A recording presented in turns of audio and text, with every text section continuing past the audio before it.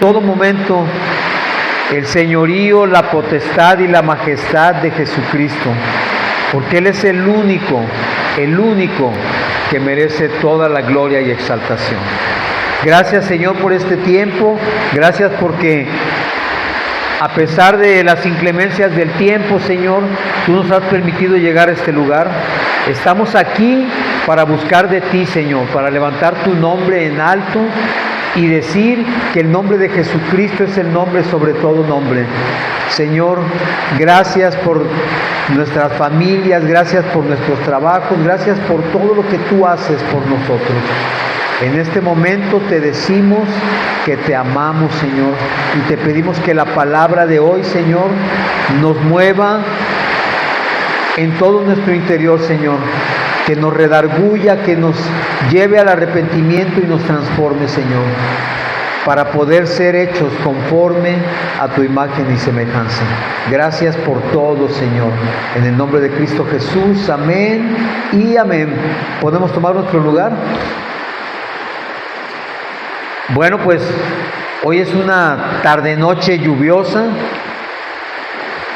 pero eso no nos va a impedir a nosotros que estemos en este lugar y que exaltemos el nombre de Jesucristo. Porque para eso hemos sido creados, para eso hemos nacido y para eso estamos aquí en este lugar, para levantar el nombre de Cristo. Vamos a comenzar nuestro tema y bueno, pues hay algo que nosotros debemos saber y que de hecho reconocemos y pregonamos como hijos de Dios, como cristianos. Y siempre que nos preguntan cómo estamos, la mayoría de las veces, y por no decir todas, contestamos bendecidos, ¿verdad? ¿Por qué? Porque nosotros sabemos que somos bendecidos en Jesucristo y que toda nuestra vida es bendecida por Jesucristo. Entonces, al hablar de que estamos bendecidos, no estamos mintiendo ni estamos alardeando. Simplemente estamos reconociendo que por cuanto hemos creído en Jesús, lo único que viene a nosotros son bendiciones. Y mucha gente nos dice y nos critica porque dice, ¿a poco solamente ustedes reciben bendición? ¿Ustedes creen realmente que son los únicos que reciben de parte de Dios bendiciones y que todos los demás estamos exentos? ¿Sí escuchan bien? Sí, porque la lluvia está fuerte. Y bueno, pues hay que reconocer que ciertamente nosotros somos bendecidos, pero no somos bendecidos porque seamos muy buenas personas, ni porque lo merezcamos. Somos bendecidos porque Dios así lo ha decidido, porque Él es quien decide a quién va a bendecir, ¿verdad? Vamos a ir a Éxodo 11, del versículo 4 al 7. Y vamos a ver porque hay una porción de la palabra que dice que Dios no hace acepción de personas, y esto es una realidad. Dios no hace diferencia con nadie, pero no hace diferencia con nadie ¿en qué punto? Vamos a verlo. Porque ciertamente Dios inclina su favor hacia ciertas personas. Éxodo 11:4, ¿ya lo tenemos? 11. Éxodo 11:4. ¿Ya lo tenemos? El libro del Éxodo es el segundo libro de la Biblia. Está después de Génesis. Capítulo 11, versículo 4 al 7. ¿Ya? Ok. Bueno, dice así: dijo pues Moisés, Jehová ha dicho así: a la medianoche yo saldré por en medio de Egipto, y morirá todo primogénito en tierra de Egipto, desde el primogénito de Faraón que se sienta en su trono, hasta el primogénito de la sierva que está tras el molino, y todo primogénito de las bestias. Y habrá gran clamor por toda la tierra de Egipto, cual nunca hubo ni jamás habrá. Pero contra todos los hijos de Israel, desde el hombre hasta la bestia, ni un perro moverá su lengua, para que sepáis que Jehová hace diferencia entre los egipcios y los israelitas. Y entonces aquí podemos pensar, bueno, a ver, espérate, aquí está diciendo Dios que va a hacer diferencia entre unos y otros. Pero si se fijan, ¿quién es el que dice que va a pasar por en medio? Dice, yo saldré por en medio de Egipto, dice el Señor. Egipto, tú y yo sabemos que representa al mundo. Egipto representa todo lo que el hombre hace en la carne, representa la idolatría, representa el pecado, representa toda nuestra conducta equivocada. Y dice entonces que Dios va a pasar por en medio de esa tierra, en medio de ese territorio, y va a morir todo primogénito.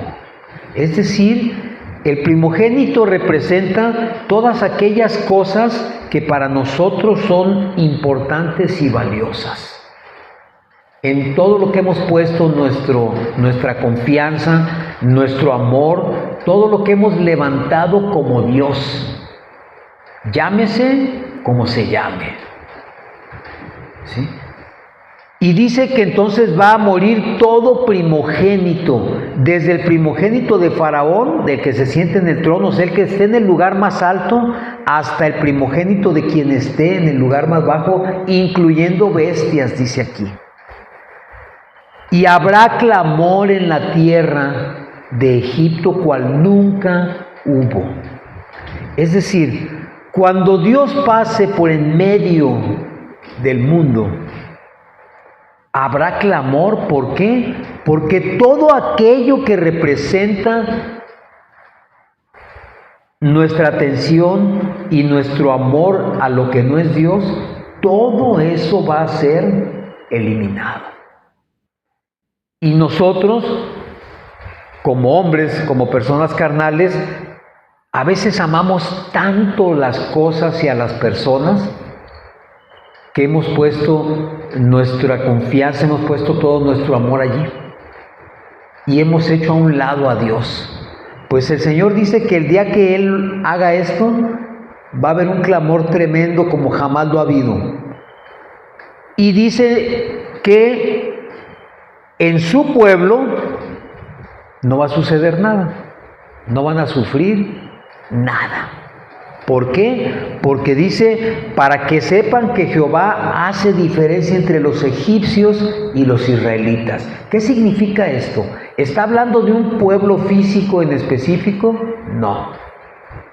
Está hablando de todos aquellos que están lejos o están separados o no han creído o no han obedecido la palabra de Dios. Eso es lo que representan los egipcios. Todo aquel que ha caminado toda su vida y sigue caminando el resto de su vida, movido en el pecado, movido en las cosas que van contra la palabra de Dios. Y los israelitas representan a su pueblo. ¿A qué pueblo? A partir de la venida de Jesús, ese pueblo somos todos los que hemos creído en Jesucristo como nuestro Señor y Salvador. Entonces, ¿hay diferencia? Sí hay diferencia. Pero ¿quién hace la diferencia? ¿Dios discriminando o nosotros tomando partido en algo que no es Dios? Nosotros somos los que hemos hecho esa diferencia. De manera que mientras no cambiemos, no nos pasemos al lado del Señor, esto es lo que va a suceder con nosotros. Va a haber clamor, va a haber dolor, va a haber muerte de todo aquello en lo que hemos puesto nuestra confianza. Y esto nos dice una cosa, que independientemente de lo que suceda, Dios siempre está en medio de las situaciones. Él tiene control de todo. Nada sucede sin que Él lo permita. Todo lo que pasa, bueno o no tan bueno, es porque Dios lo permite. Y eso que Dios permite es lo que produce la diferencia entre los dos pueblos. Y esa diferencia es la que nos hace tener un resultado diferente en la misma situación. ¿Cómo un resultado diferente en la misma situación? Sí. Las cosas que estamos sufriendo en la actualidad, enfermedad, falta de dinero, escasez de trabajo, violencia, drogadicción, todas esas cosas que vemos todos los días, las vemos tanto los hijos de Dios como los hijos del mundo. Las vivimos igual, las conocemos igual, las sufrimos igual. Pero el resultado es diferente para los hijos del mundo que para los hijos de Dios. Porque los hijos de Dios, aún en cualquier situación, siempre vamos a salir victoriosos y con un aprendizaje. A veces pensamos, ¿por qué me pasa a mí esto? Pues te pasa y me pasa porque es algo que necesitamos aprender, o algo que necesitamos superar, o algo que necesitamos desechar y hacer a un lado. Y Dios nos da la oportunidad de que nos demos cuenta para que nosotros tomemos la decisión de hacerle caso a Él y dejar de estar caminando conforme camina el mundo.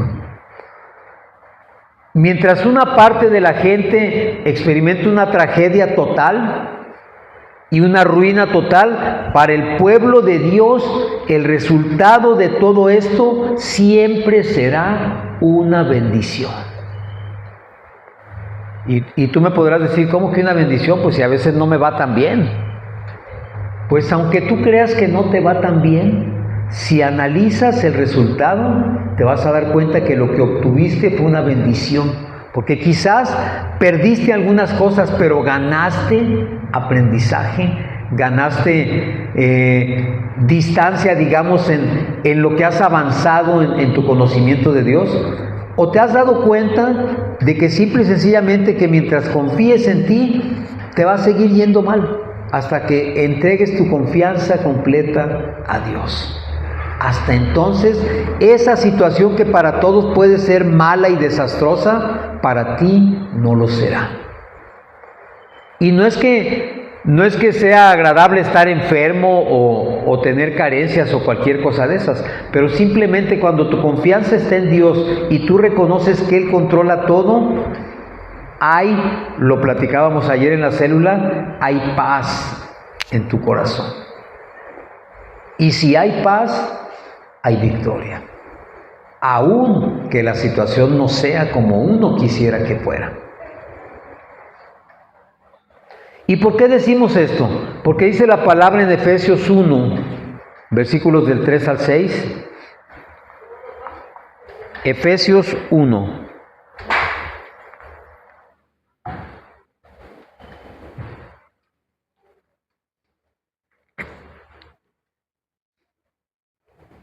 Efesios 1 del 3 al 6.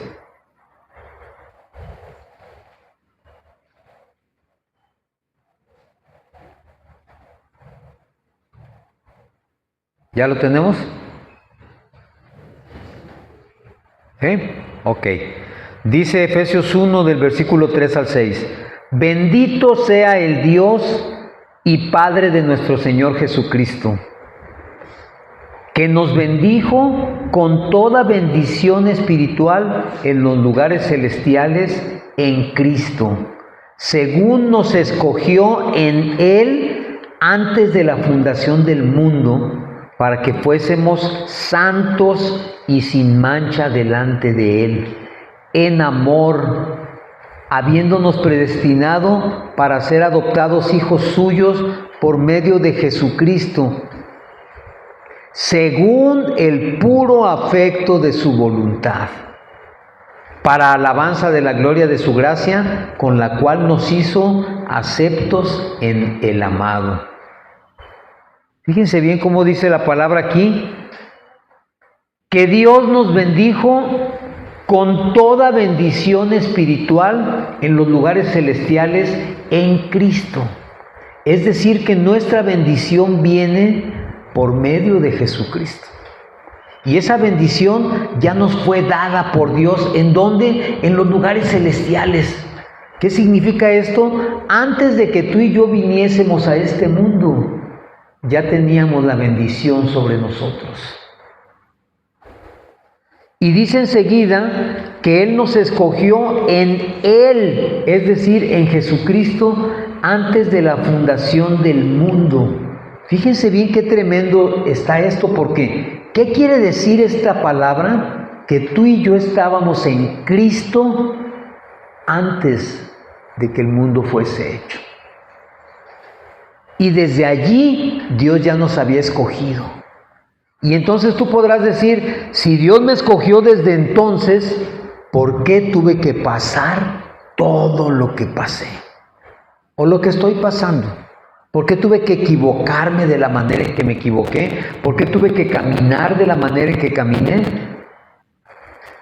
Porque nosotros tenemos que llegar a Jesús de regreso o de retorno sin mancha, santos y sin mancha.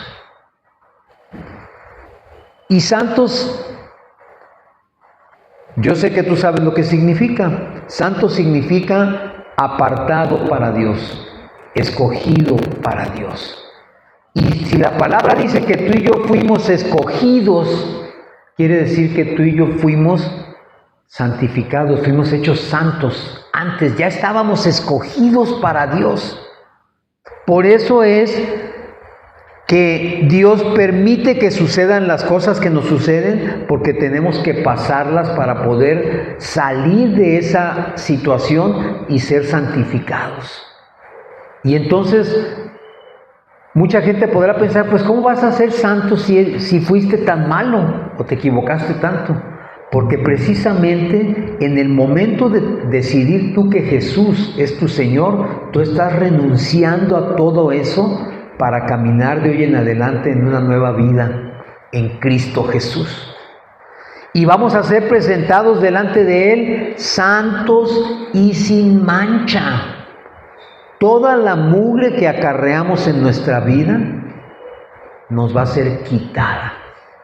Porque te recuerdo que Dios no tiene comunión con el pecado, no tiene ningún contacto con el pecado.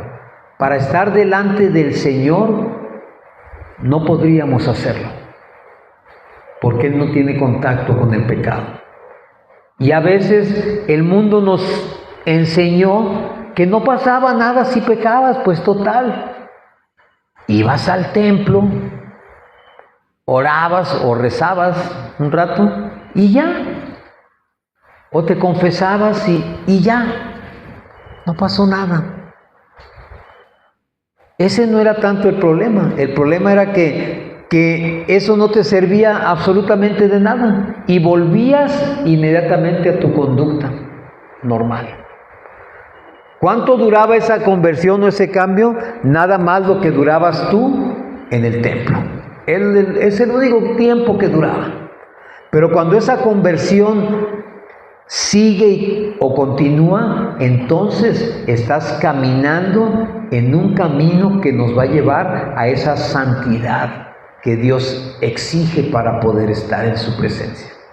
Y no porque ya no volvamos a pecar, sino porque ahora somos justificados por Jesucristo. Y entonces, fíjense en el 5 cómo dice que Él todo esto nos lo dio que en amor, porque nos había predestinado para ser adoptados hijos suyos. Es decir, desde antes de que naciéramos, Dios ya había dicho, Óscar va a ser mi hijo, María va a ser mi hijo, Norma va a ser mi hija, Vicky va a ser mi hija, Beatriz va a ser mi hija. Ya estábamos escogidos.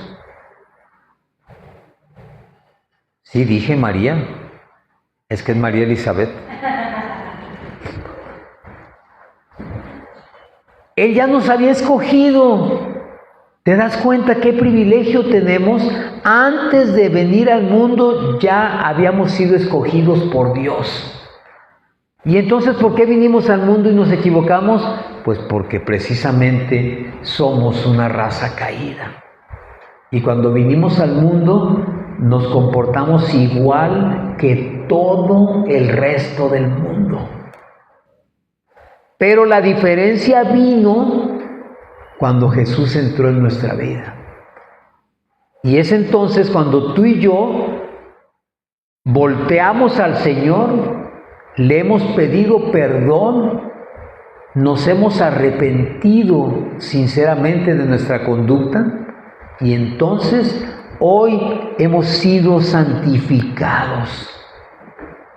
Así que ser santo no es que te pongan tu imagen en una repisa, ¿eh?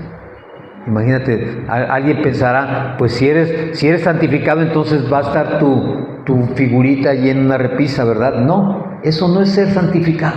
Ser santificado es ser escogido por y para Dios. Y nosotros lo hemos hecho. Quiero decir, no lo hemos hecho, fue hecho en nosotros más bien eso, porque nosotros no hemos hecho nada. ¿Y por qué Dios nos hizo esto? Dice ahí mismo en el versículo 5, por el puro afecto de su voluntad. ¿Qué significa por el puro afecto de su voluntad? Simple y sencillamente porque a Él le plació, porque Él quiso. Nadie le hizo manita de puerco a Dios para que te escogiera a ti o a mí. Ni siquiera tú y yo diciéndole, Señor, ya me porto bien, voltea a verme. Nada. Simplemente porque Él así lo decidió, para alabanza de la gloria de su gracia, con la cual nos hizo aceptos en el amado. El amado es Jesucristo. Él nos hizo aceptos en Jesucristo. ¿Qué significa? Que tú y yo no podemos hacerlo por nuestros propios méritos ni medios. Tiene que ser por medio de Jesucristo. Dios nos escogió para ser diferentes, para ser marcados. Fuimos marcados como diferentes desde antes de nacer, desde que estábamos en el vientre de nuestra madre, Ya habíamos sido escogidos como hijos. Entonces, si tú crees que hiciste un gran mérito al aceptar a Jesús porque ya lo acepté, ahora sí lo merezco, no. Ya habías sido escogido. Y tarde o temprano tendrías que haber llegado a los pies de Cristo. La diferencia está no solamente en llegar a los pies de Cristo, sino en mantenerse y permanecer en los pies de Jesucristo. Esa es la diferencia. Y eso es lo que hace la diferencia entre lo que la palabra llama el pueblo de Egipto y el pueblo de Israel.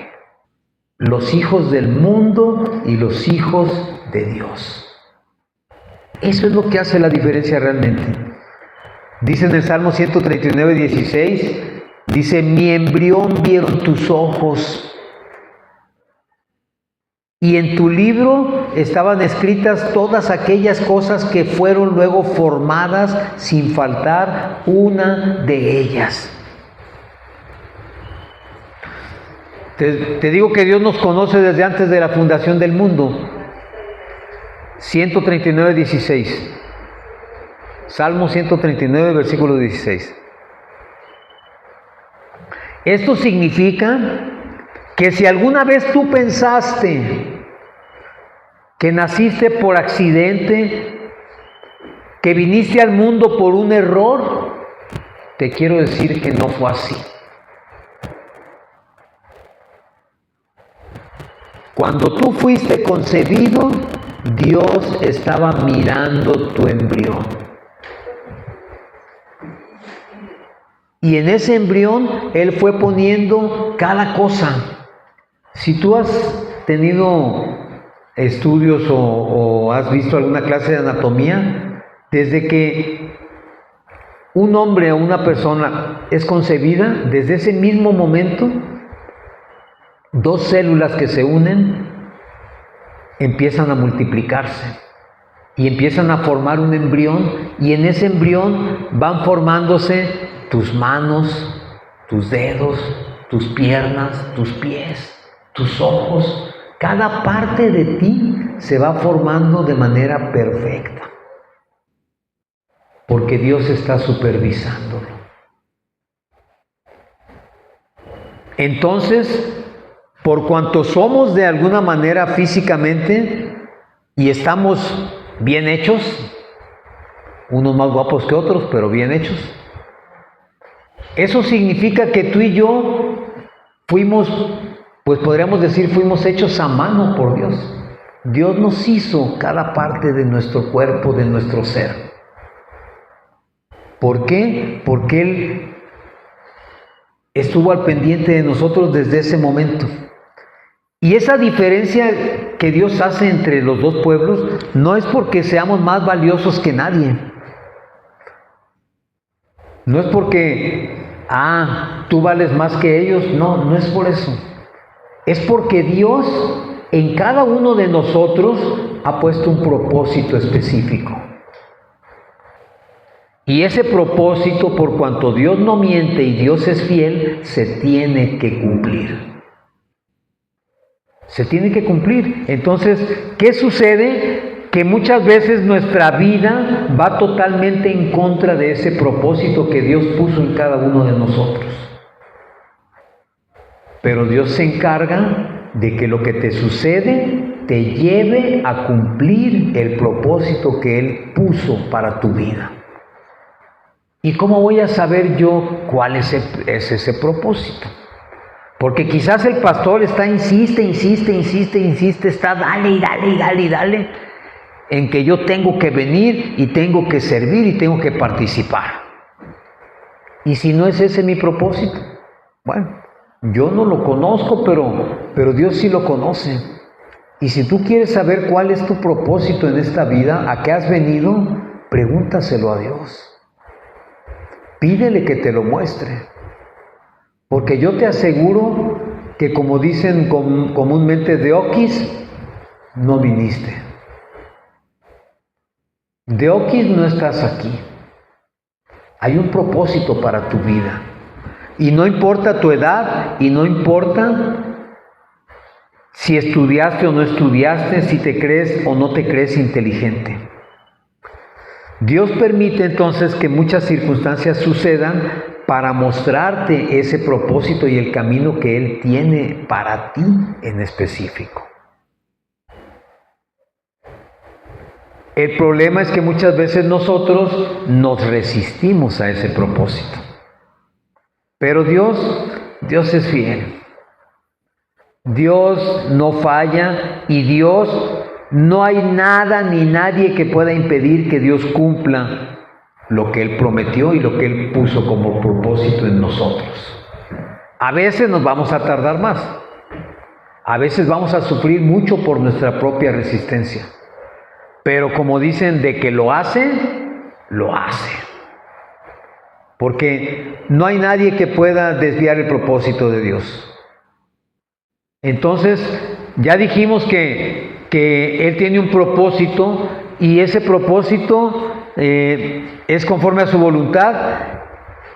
Y lo único que necesitamos nosotros es permitirnos a nosotros mismos ser tratados por Él. Es lo único que se requiere. Dice en 1 Corintios 13:12 que nosotros hoy vemos oscuramente, como por un espejo.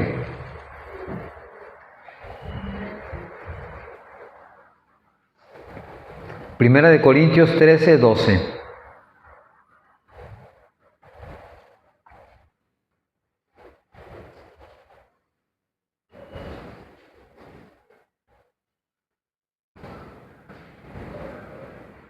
¿Ya lo tenemos? Dice, ahora vemos por espejo, oscuramente, mas entonces veremos cara a cara. Ahora conozco en parte, pero entonces conoceré cómo fui conocido. Hoy el mundo,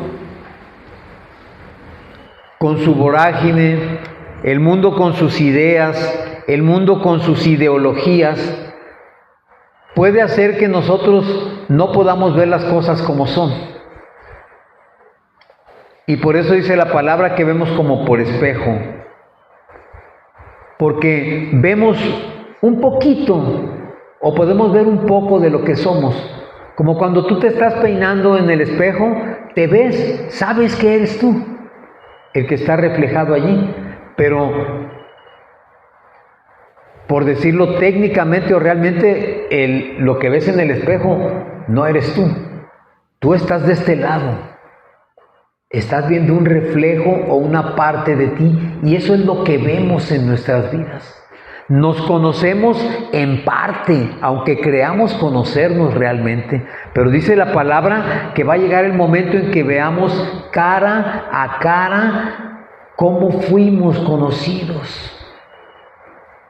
Porque tú y yo podemos tener 1000 etiquetas, podemos tener 1000 apodos. La gente nos conoce de algún modo, pero Dios nos conoce como realmente somos.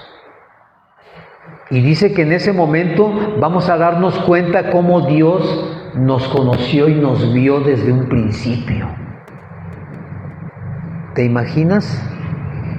Darte cuenta que quizás toda tu vida pensaste que fuiste despreciado, que nadie te quería, pensaste que a nadie le importabas, y para Dios eras tremendamente importante. Y hasta entonces lo vas a ver, hasta entonces te vas a dar cuenta que tu vida no era lo que tú pensabas que era. Y que mientras tú pensabas que nadie te amaba, Dios desde el principio te anheló, te esperó, te formó, te dio la oportunidad de venir al mundo, y ahora te está diciendo: ve, porque tú eres mi hijo o mi hija amada. Una vez que conocemos y entendemos nuestro propósito individual, podemos entonces darnos cuenta de cómo realmente Dios nos concibió y para qué nos concibió.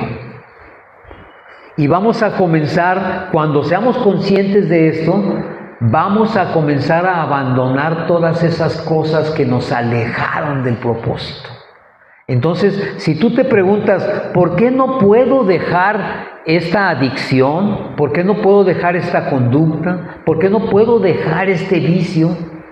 ¿Por qué no puedo dejar de hacer lo que yo sé que está mal hacer? Porque aún no hemos entendido nuestro propósito. Porque el día que lo entendamos, vamos a saber que hay una razón por la cual yo debo permanecer y continuar. Hay algo, hay una razón fuerte, poderosa, que me debe permitir enfocarme en lo que Dios realmente espera de mí, porque Él puso ese propósito en mí. A veces cuesta trabajo, a veces nos resistimos a aceptarlo,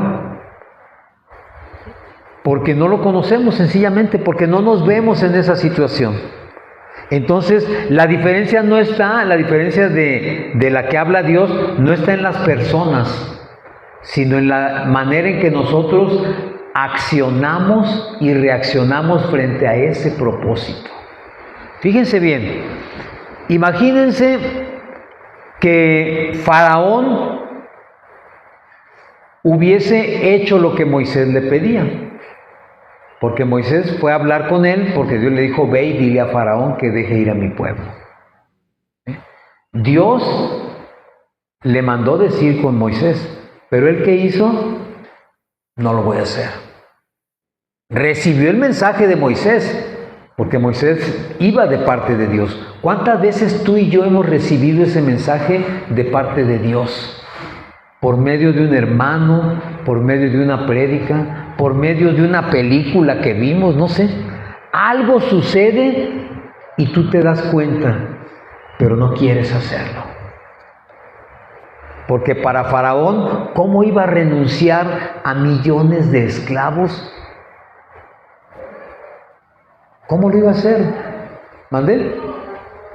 Exactamente. Porque él sentía que era ceder y era humillarse y era verse débil si lo soltaba. Y por cuanto había dureza y hubo dureza en su corazón, ellos sufrieron las plagas que Dios mandó. Y es lo que nos pasa a nosotros. Hay tanta dureza en nuestro corazón que nos toca sufrir las plagas.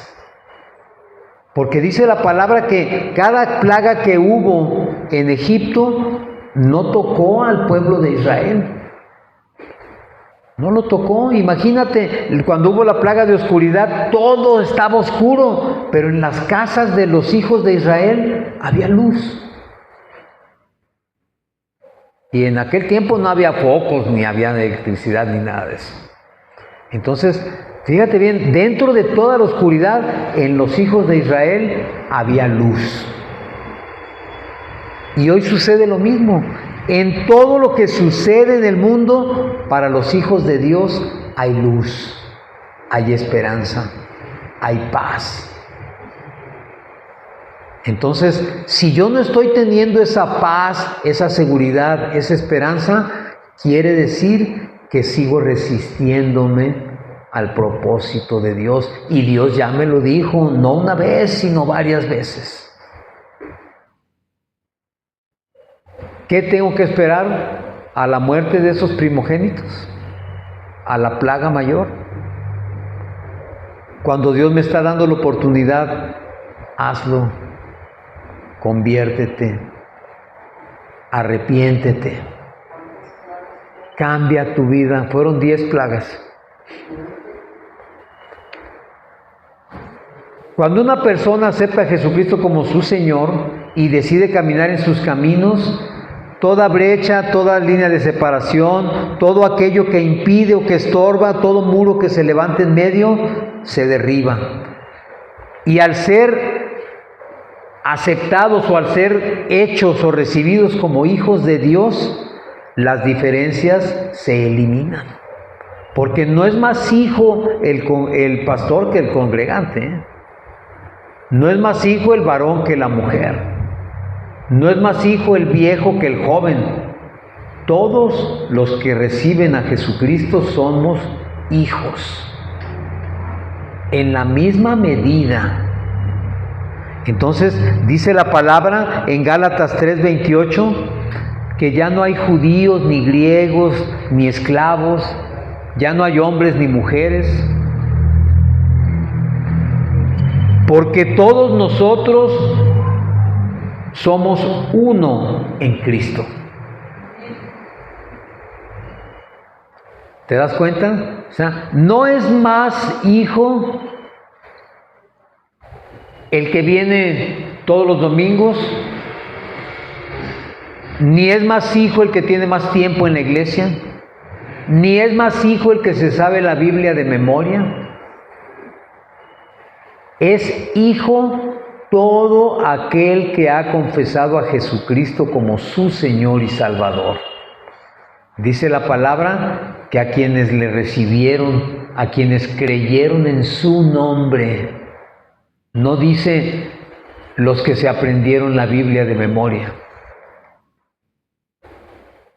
Entonces, la diferencia está allí, porque una vez hechos hijos, todos somos iguales. Por eso dice la palabra que Dios no hace acepción de personas. No importa si eres blanco, negro, alto, bajito, si tienes el pelo chino o no tienes pelo.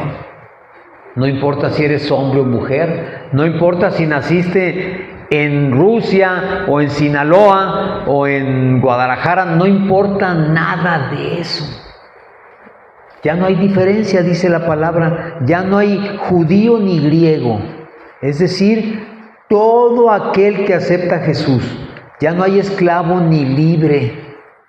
Así se estés metido en la cárcel, si allí aceptas a Jesús, allí eres hecho hijo. Aunque tu cuerpo esté prisionero, tú eres hijo de Dios. Si eres hombre o mujer, da lo mismo. Da lo mismo.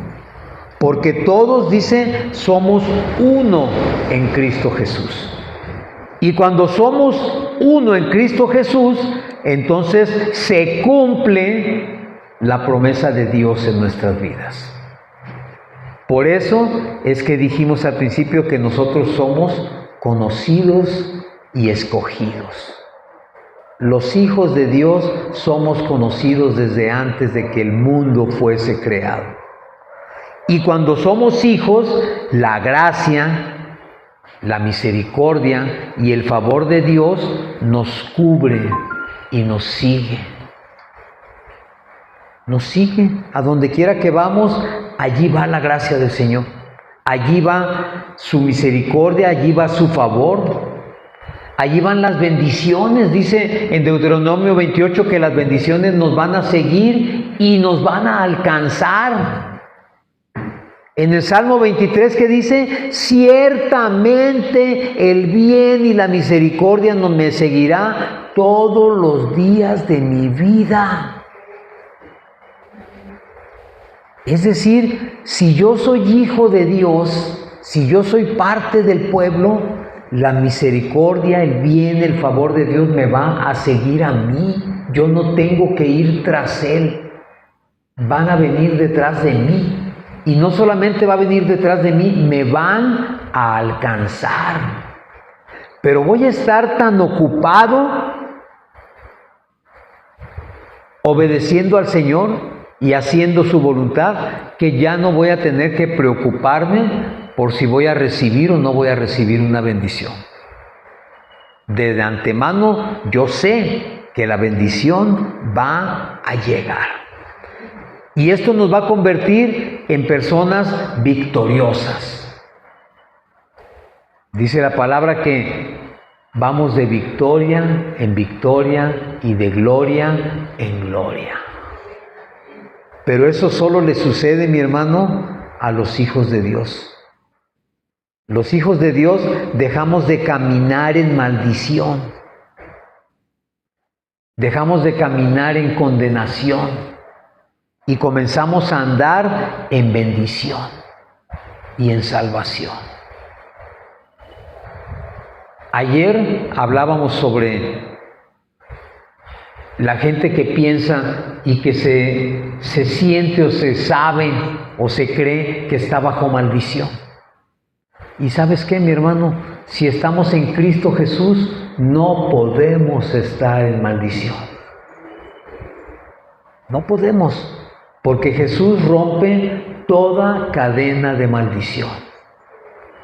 El acta de los decretos que nos condenaban fue quitada por Jesucristo, en la cruz. Entonces, mi hermano, como hijos de Dios, lo único que debemos y podemos esperar es bendición.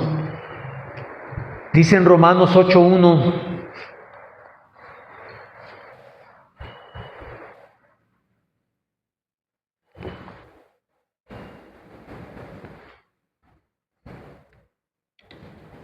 ¿Ya lo tenemos? Con este vamos a terminar, ¿Ya? Romanos 8:1. Fíjense bien, para aquellos que piensan que siendo hijos de Dios pueden ser poseídos o pueden ser atacados o pueden ser recibir maldición del enemigo, fíjense bien lo que dice aquí, Romanos 8:1. Ahora pues, ninguna condenación hay para los que están en Cristo Jesús. Los que no andan conforme a la carne, sino conforme al Espíritu. ¿Para quién no hay condenación? Para los que están en Cristo. Pero estar en Cristo es caminar en el propósito de Dios. Estar en Cristo es dejar la conducta vieja y caminar en su palabra. Estar en Cristo es pedir perdón y arrepentirse de nuestra vieja vida y caminar en el nuevo hombre que Jesucristo nos regala con su salvación. Estar en Cristo es morir a la carne y resucitar al Espíritu. Estar en Cristo es renunciar al mundo y ser bautizado en Cristo Jesús. Ahogar el viejo hombre y resucitar el hombre nuevo en Jesucristo. Para los que no se han bautizado, eso es bautizarse. No es meterse al agua y recibir un remojón, ni es la fiesta que hacen cuando se bautizan. Es renunciar a la persona que eras y ahora ser una nueva persona en la vida nueva que Cristo Jesús te está regalando. Eso es estar en Cristo, porque dice aquí que esto es para los que no andan conforme a la carne. Ya anduvimos mucho tiempo en la carne, ya anduvimos mucho tiempo en el pecado, ya anduvimos mucho tiempo de nuestra vida haciendo cosas indebidas, haciendo lo que se nos pegaba la gana hacer. Y no queriendo que nadie nos señalara y nadie nos juzgara y nadie nos dijera nada, porque al final de cuentas es mi vida. Soy mayor de edad y yo decido lo que hago. ¿Verdad que sí lo dijimos muchas veces? Eso es andar en la carne. Pero andar en el Espíritu es caminar conforme a la palabra de Dios. Por eso dice que no hay condenación para los que están en Cristo Jesús, los que no andan conforme a la carne, sino conforme al Espíritu. Y voy a terminar con un versículo que me encanta, ya lo saben. De modo que si alguno está en Cristo, nueva criatura es. Las cosas viejas pasaron. He aquí, todas son hechas nuevas. Mi hermano, fuiste escogido y fuiste conocido para dejar de ser el viejo hombre que eras o mujer y ahora caminar en la nueva criatura que somos en Cristo Jesús. No se te olvide, no se te olvide. Y cuando alguien te diga, ¿tú qué haces allí? Yo soy escogido y soy conocido desde antes de que se fundara el mundo. Por eso estoy en Cristo. Amén. Nos ponemos de pie, por favor. Y vamos a terminar nuestro servicio como siempre, cantando una alabanza para despedirnos